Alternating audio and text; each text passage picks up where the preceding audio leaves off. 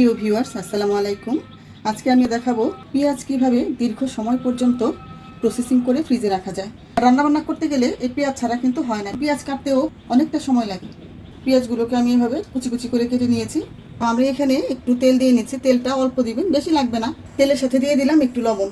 এখন এই পেঁয়াজগুলো আমি ঢেলে দিচ্ছি। পেঁয়াজগুলোকে আমি এমনভাবে ভাজবো যাতে করে পেঁয়াজের কাঁচা গন্ধটা না থাকে।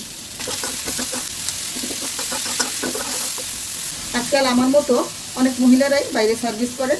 যারা করেন সেই সব মহিলাদের জন্যই আজকে আমার এই পদ্ধতিটা পারফেক্ট হতে পারে। যখন পেঁয়াজের কাঁচা গন্ধটা চলে যাবে তখন দেখবেন ভাজা ভাজা একটা দারুণ স্মেল আসে। তখন বুঝতে পারবেন হয়ে গেছে। আমি আর ভাজবো না। এখন আমি একটা বাটির মধ্যে তুলে নিব। এখন আমি ফ্যানের বাতাসে পেঁয়াজটা কিছুক্ষণ ঠান্ডা করব। ঠান্ডা হওয়ার পরে এটা আমি ঢাকনা দিয়ে ঢেকে ফ্রিজে রেখে দিব।